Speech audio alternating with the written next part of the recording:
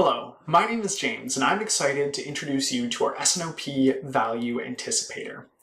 S&OP is a strategic process that impacts many areas of the business, which can make it difficult to assess the value of an effective or ineffective S&OP process. Regardless of where your process is today, the Value Anticipator can be used to see expected bottom line results from a robust S&OP process for your organization.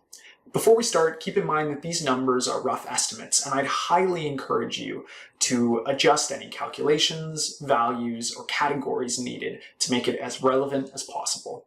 Let's dive in.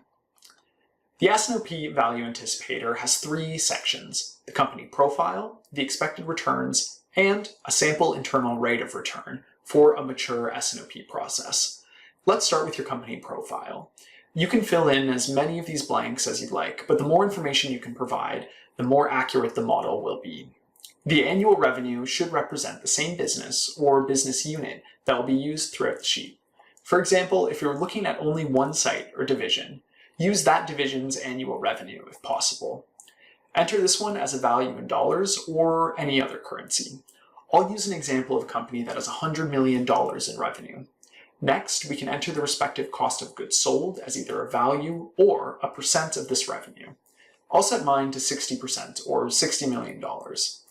From here, we can break out the material, direct labor, fixed, and variable overhead. These can either be currency amounts or entered as a percentage of the cost of goods sold. Only direct labor and variable overhead will be considered for this model, but feel free to enter all for context or to use your own calculations on later. Let's say for this example, material accounts for 40% of our cost of goods sold, direct labor for 30%, and fixed and variable overhead both at 15%. Next, we can estimate our unplanned manufacturing downtime. This is the percent of time that production is spent not in operation without it being accounted for in the production schedule. This could be due to high rework, short runs, labor, material availability, and a lot more. You can estimate this by dividing the number of days spent down in one month over the scheduled production days in the same month. So for my example, let's say last month we had 22 scheduled production days, and over the course of the month we had spent about 3 days in unplanned downtime. I would estimate the percentage at 3 over 22, or 14%. We can use the same logic for overtime days, or we can enter this one as a direct value, that being your overtime expense. I'll estimate mine at 2 days of overtime over the 22 production days, or 9%. Next, let's take a look at inventory. Here you can enter your average excess inventory on hand as a value.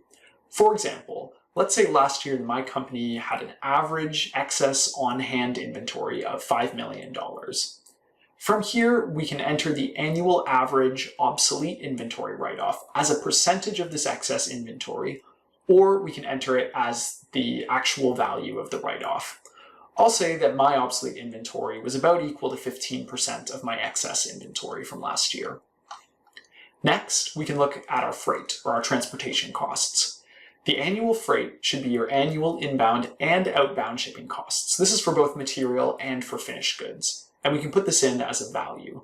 I'll put in $7 million in transportation costs for my company. Below this, we can estimate the percentage of this freight cost that had to be expedited, or you can simply enter your expedited freight expense as a value. For my example, I'll estimate that our expedited freight expense was 20% of our total freight spend. Finally, we can take a look at service levels, or our on-time delivery to customers. Here we can enter the service level as a percent of shipments delivered on time to the total shipments delivered. For this example, let's say our service level is 80%. Next, we need to estimate how much additional market capitalization we could achieve with each additional percentage point of increased service level. A good way to estimate this is by asking, at 100% on-time delivery, how much additional market could we capture? Let's say that I estimate for our company, we could capture an additional 5% of the market if we could deliver on time every time. This represents $5 million of additional revenue, as our current revenue is $100 million.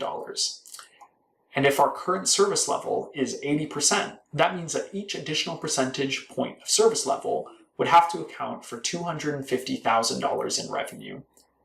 This model is quite simple, but the idea is to get an estimated starting value that you can start the conversation with.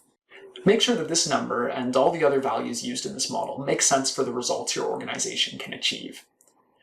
Now, we can see the expected S&OP return section has been calculated over a 3-year time frame, with each year representing the annual value captured by your organization through effective S&OP. As the process matures, you will see more and more value captured each year. We've estimated this as 20% in year 1, 80% in year 2, and all of this prospective value captured by the 3rd year of a mature S&OP process. You can see that each value category has a unique expected improvement level as well. These are adapted from S&OP pioneer Tom Wallace's benefit analysis done for the Journal of Business Forecasting and validated against our own client improvements. I highly encourage you to consider what improvement levels could be expected for your organization and to make this table your own. Finally, the IRR table shows what a sample S&OP investment could yield in returns for your organization. These figures can help develop budgets or compare investments as you look to unlock S&OP across your organization. If you're wondering where to start to unlock these results for your organization, don't hesitate to reach out to me using the link at the bottom of this page, or by checking out the videos and articles on our website that can show you where to start with S&OP. Thank you for watching.